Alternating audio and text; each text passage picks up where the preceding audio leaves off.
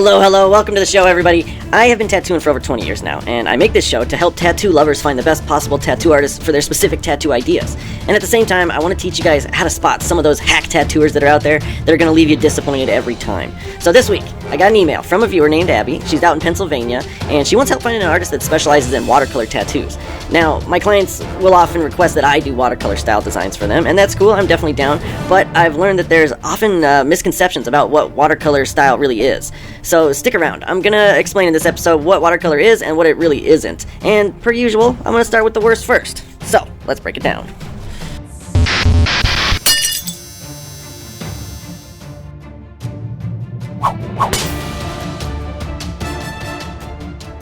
Alright, you guys, let's kick it off with talking about Eric here. Eric works at Razor Tattoos. You can find him on Facebook at Facebook.com/Razor Tattoo. They don't really have a professional website. You can also see him on Instagram, though. Razor Tattoos on Instagram. Now, before I go into his artwork, I'll start by saying he is not a watercolor artist. He never would probably claim to be or any of that. But I came across this studio/skate shop, and I found some pretty rough tattoo artists there. And so I'm going to show you a couple of them first. Let's start with his work. Oh, boy.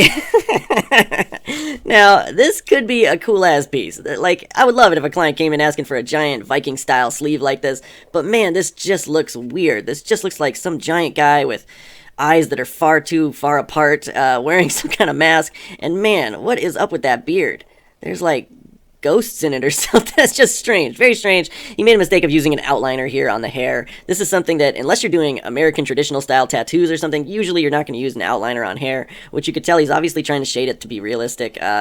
Also, I'm seeing a lot of hash marks in the shading. This is something that I talk about a lot, and I've seen in past episodes. When you see these rows in shading like this is where their row of needles was hitting as their machine was moving. It's chopping, chop, chop, chop, chop, chop. And what that means is that as they're tattooing and shading and whipping out this shading, their hand is moving way faster than the machine can keep up with. And you can see it up here as well, just these lines that are in his shading, and it's throughout all of it. Chop, chop, chop, chop, chop. And so that's just something that, as an artist, to me it looked like Eric's been doing it, at least 10 plus years. And if you've been doing it that long and you're still getting hash marks in your shading, then there's something wrong. Usually that's something that you kind of work out as a tattoo artist over the years. But he did another Viking piece a little bit later on, many years later, and let me show you how that one turned out. Now, again, the hash marks are still there. You can see them. They're a little closer together, so maybe he's getting a little bit better because this tattoo was done, I think, at least a year and a half after the other one that I just showed first. But man, the eyes do not look any better.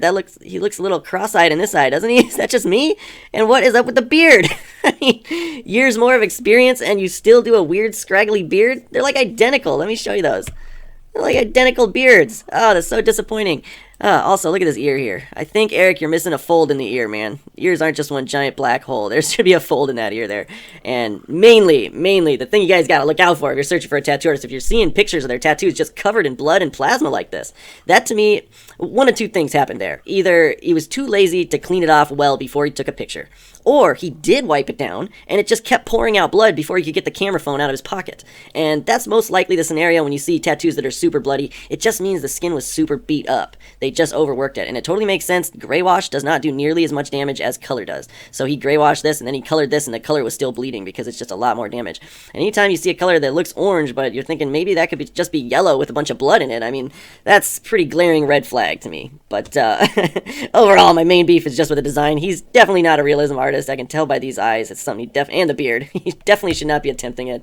It says his client wanted his Romanian father's picture, and he turned it into a badass Viking. I don't know if badass is the word I'd use. Here's one that he posted, and he said, #fine line tattoo. Now, let's take a closer look at this. Usually fine line tattoo it denotes that it's a single needle, or sometimes a 3-line or a type 3, but usually it's single needle stuff is what they refer to as fine line. And this, how bold and blotchy these are, this is far from fine line. You can tell he has problems with the consistency, his depth. Some areas he went way deeper and made it thicker, and some areas he went shallower and made it thinner. Had a real problem with consistency and symmetry. You can just see that, one side is a lot thicker than the other side, and then these dots are definitely not right down the middle, not perfect circles. This line here, real wonky. I mean, the thing is riddled with errors. Absolutely not his style. And I can tell you're looking at a wrist is a really delicate, thin area of skin, so whenever you see raised up areas like this, that's just straight up scarred. And that's really common on a wrist. A lot of artists just, they forget what they're doing. They forget to slow down their machine, or they forget to ease off on their depth. They go the same depth they've been going throughout the whole thing, and then they just grind in on the wrist, and it causes this sort of scarring and blowout. And that's just disappointing. There's not much this person can do, but ultimately that is definitely not fine line. Here's a flag, and I was just harping about this in last week's episode. I see this so often, how guys will shade a flag so 3D, so realistic, and do their best to make it look like it's waving and wrinkled. But then look at these stars. Just perfectly flat stars. Somehow this part of the flag doesn't wave or wrinkle at all. And man, look how beat up that black is. That is just obviously beat up. Again, you can still see like the bleeding in it, just like the other picture when he was doing the color. You know, his black filling damaged the skin so much so that he couldn't prevent getting blood in the photo again. But really, it's very lazy for an artist to not make the stars wave as well. I understand why he doesn't do it, because it's difficult. It's difficult to draw those stars and make them look realistically waving. You know, it's difficult to make each one of these a different shape so that it contours to the shape of that waving flag. And so it sucks to see when artists take the cheap route and they just don't do it. But, oh man, oh boy, I think we already established realism is not Eric's forte. So, you know, at least he did white whiskers. You know, a lot of times we see people that just do simple black line whiskers. It's so lazy. But the problem is he outlined the whiskers. That makes them look 10 times thicker and a lot less realistic. I don't see the point in just putting a few white dots in these areas either, especially when it just, you know, you zoom out, you can't tell those are white dots in there. It's just kind of a lazy after effect he was hoping would make it kind of elevate the piece a little, but yeah, it just doesn't do much. But man, I hate it when I see lines with this sort of blown out hair where there's just no rhyme or reason to the flow of it. I mean, this line has no ears. There's supposed to be ears up here, but the hair is just so super blown out. Yeah, man, I think he took the lazy route. I think he probably got nervous doing this one. You can see that he just whipped it in with the shader through the whole thing and used the same large shader through the whole thing, and that's why it looks like it doesn't have any small detail or really crisp detail. He did the same thing here with the wolf. Oh, man. Yeah, just used a thick shader through the whole thing. Oh, and this one he did do thin-lined whiskers, but they're so dark and heavy it was like an afterthought. He didn't think that, like, dark black whiskers would stand out against a soft gray piece. But, man, how cheap are these trees?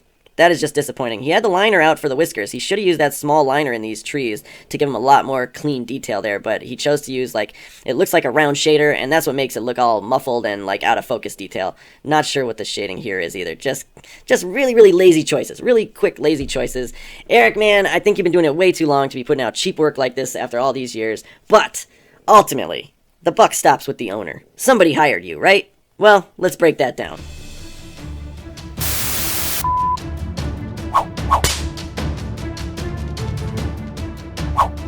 Alright guys, this here is Ray Young, and he is the owner there at Razor Tattoo.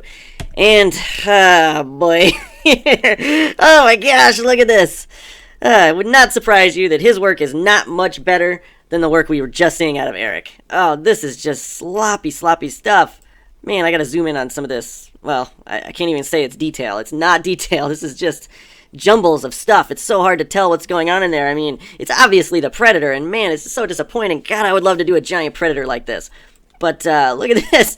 Oh, how lazy of a silhouette of a Predator. Just choppy lines that don't connect. I don't know, he kind of wanted to half do some lines, half do a silhouette, and it just came out so blotchy and gnarly looking. And then he just kind of lazily put some scratchy shading in the background to give it a background. But man, and I think he was attempting to fade this portrait of the Predator, fade it down into this separate image here, and man, it just goes from solid black to light gray. There's no nice blending in there, and that's something I saw throughout a lot of his portfolio. As we'll go, you'll see not a lot of great blending. Here's a cover-up piece that he did, and yeah, look at how weird her face is. I know this is an incomplete picture, but he definitely, you know, is going to finish it, but man, that face is not going to get any prettier. Gosh.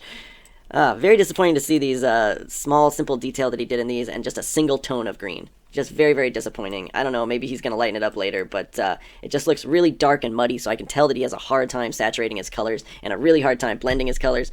Let's talk about skulls for a second. Here's one that on his Instagram he said is a freehand tattoo. He freehanded this on somebody, and man, you probably should have drew it first, Ray, because this is just gnarly.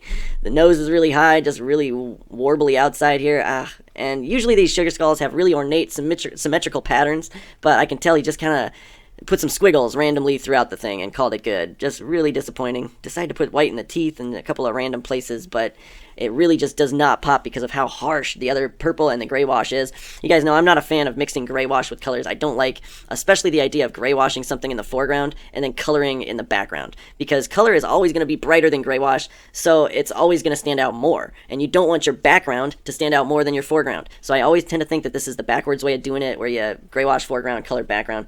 But mostly it's just the jacked up pictures of the skulls that I saw. Did a lot of different skulls I saw in there, and they're all just strange, weird designs. You know, I'm not a fan of the skulls with the eyeballs, but I get it. This was this sort of 90s artwork, and a lot of those skulls had eyeballs, but man, I can't stand it. This one, look at how tiny these teeth are. What kind of human is this? Very, very strange. And you can see this was a follow-up appointment. This is a fresh piece, or I'm sorry, a healed piece, and this is a fresh piece. But when I come up here and see, I can see spots in here where it's obviously scabbed. It's scabbed way too harsh, the ink didn't hold, and so whatever he's doing with his gray wash, I mean, it's a lot smoother blending than what I saw from Eric, but if it's causing scabbing so gnarly like this that you're getting these pock marks in your tattoos when they heal, then obviously there's something going on with the technique there. But man, those teeth are freaking small. Weird design. Again, here's a color piece that's just so muddy looking, and the reason is because he's overworking the skin. So those bright, vibrant colors, they're all mixed with beat up skin and blood right off the bat, and so they don't have the same vibrancy that they're supposed to because they're just muddled up with blood. And that's why you can't tell if these are meant to be yellows, golds, or oranges, because the yellow is mixed with blood. It just looks a lot oranger. And again, we see this trouble that he has with blending here. Red blending to orange and yellow is one of the simplest color palettes for us artists to blend. It's really, really easy. Paint by numbers, basically. And to see somebody do it so poorly is kind of a real big tell to me that he has trouble with smooth blending and creating those soft edges and blending from one color into the next. But here was his attempt at American traditional. Again, we get this beat up orange. The light green, the blood shows through here, so it looks more orange than green. Look at the outer edge of this red here.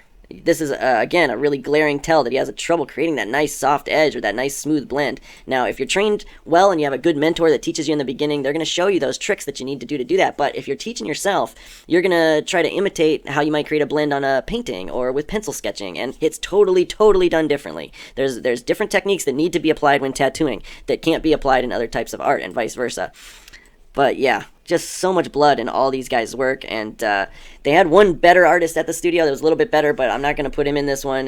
But for the most part, all the work I saw was like this from all the artists, just very, very beat up, muddy, muted colors because there's way too much blood in it. Now let's see some of his, quote, watercolor work. This, guys, trust me, is not watercolor. He tagged it on Instagram as a watercolor piece and yada yada, but it's the farthest thing from watercolor. Now let me explain to you, because I have a ton of clients ask me for watercolor, and I find out most of the time that when they say watercolor, they don't actually mean something like this. But this is what watercolor is at the heart of it. You're creating a tattoo that looks like a watercolor painting. Now, it's very specific to have this sort of runny paint look, and it's supposed to look like thinned out watered colors so that it imitates a watercolor painting perfectly. It's not supposed to have high detail, high saturation. It's supposed to look a little out of focus, out of detail, like the way a watercolor painting would.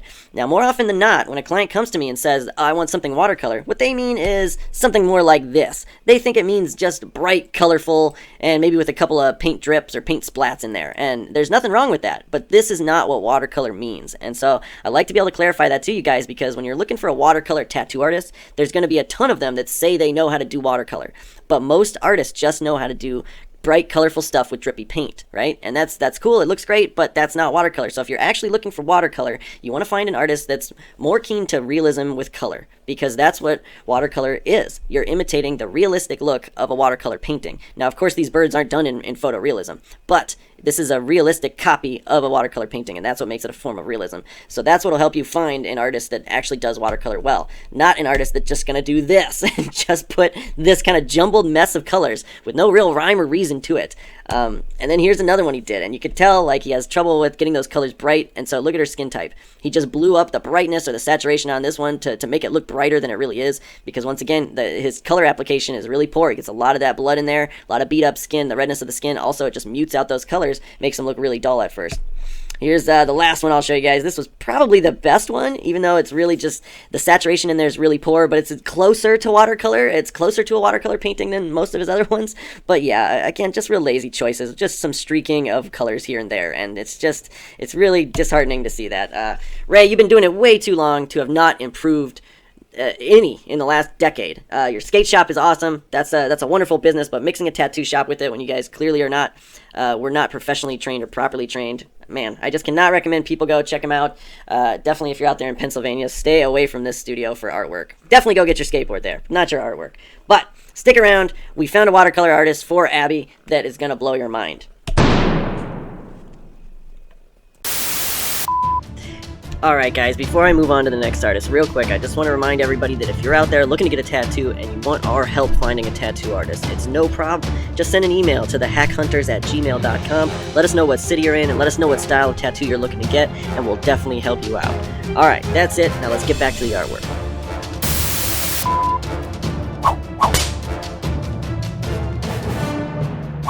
Alright, Abby, this is who we found for you for a watercolor artist. Now, Mr. Cody Dean is working out of Central Tattoo Studio, but he's in Philadelphia. Now, Abby's out there in Steelton, Pennsylvania, and it looks like it's about a 2-hour drive to Philadelphia. But let me show you why it is worth it to go check out Central Tattoo. It is worth a 2-hour drive because they got some real killers out there, okay? They hire nothing but the best of the best, and they got a great selection. We're going to be talking about Cody Dean today, but definitely do not sleep on some of these other artists. Sean Costello, he does amazing realism, black and gray stuff, very, very clean detail, very impressive. We got Frank Ruddy, or Rudy, I'm not sure how he pronounced it, but just an amazing trash polka artist. I love that he puts a white backdrop on all of his stuff as well. That's an artist that takes pride in their portfolio. Then you got Rowan Starr, incredibly smooth, clean, fine line detail artwork. Just totally different from all the other artists that are working there.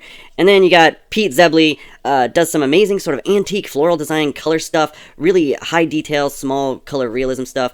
And then you got Rachel Tay. She does another different type of small fine line realism, simplistic stuff, but it's just incredibly clean and smooth stuff. So you'll want to go check them all out. But the reason we're talking about Cody Dean is because this is what true watercolor tattoo should look like. Look at that, just beautiful, clean stuff. And it's not just a bunch of blotchy color with some splatter effects. Now, I think a lot of you, like I said before, you're looking for watercolor tattoos, or you come in and you ask your artist for it. But when a tattoo artist hears you ask for watercolor, this is what they think you mean. They think you mean that you want it to look like a watercolor painting. And Cody Dean does that incredibly well. Now, it's by no means all he does, but I'm going to show you a little bit more of his watercolor style before I move on to some of the other stuff that he does. Look at this incredible sailboat. Again, it's not meant to look realistic or have clean, sharp detail. It's meant to imitate that watercolor style painting. And that's why, for me, I say it's actually a form of realism, because you're trying to realistically recreate what a watercolor painting looks like. And man, he does an incredible job here. Just beautiful, beautiful stuff. Oh, I love these sharks.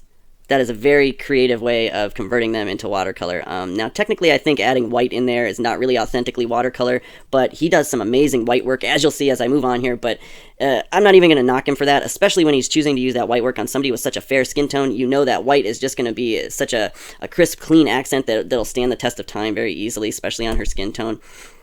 Oh, what a beautiful concept of a ballerina just splashing the colors around.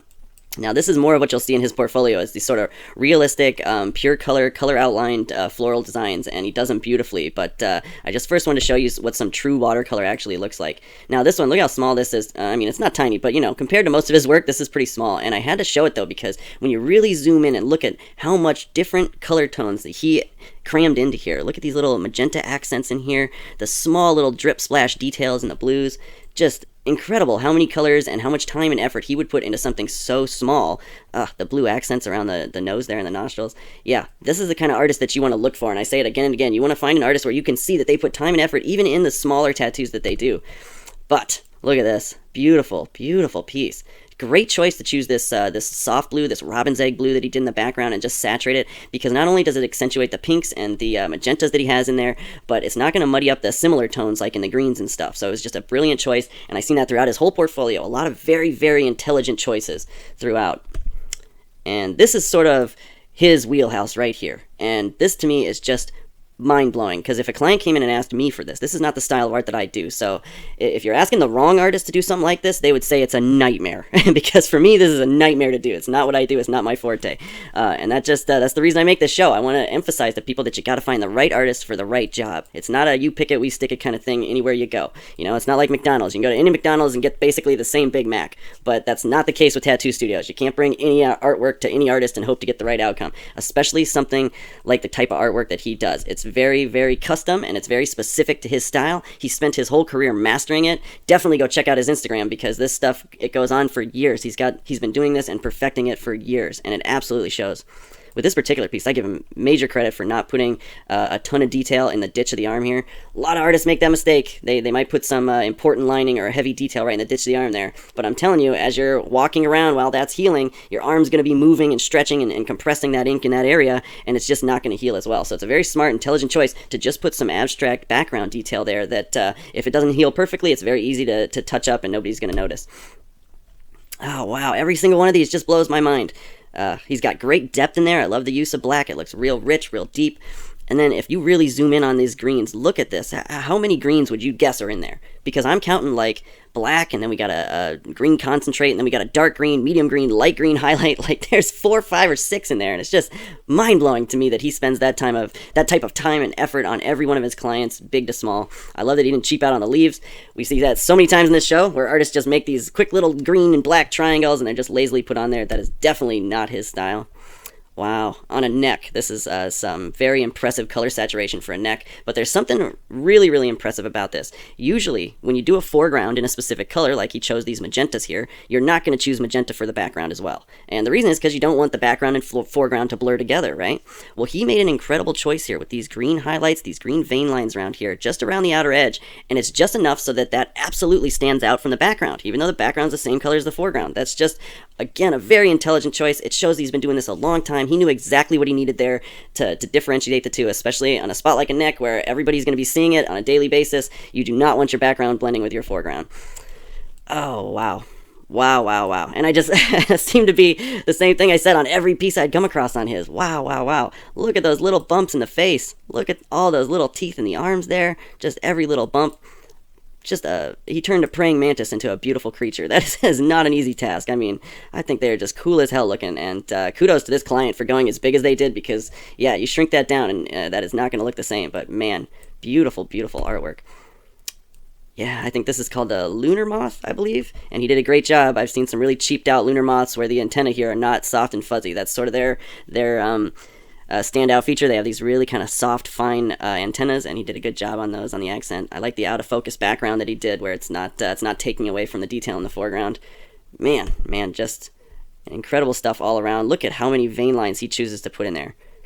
You see a lot of artists are going to cheap out again and just put just 1 or 2 or 3 just to kind of give you the feel of that, but he went in there and put every single one, so it has this amazingly crisp realism look. But I also like that he incorporated this sort of painterly look. That's definitely his MO. I didn't see any paintings on his Instagram or website, but I wouldn't doubt that he came from a painting background or that he's a skilled painter as well. Just it shows in his tattoo work that he has that sort of skill set down.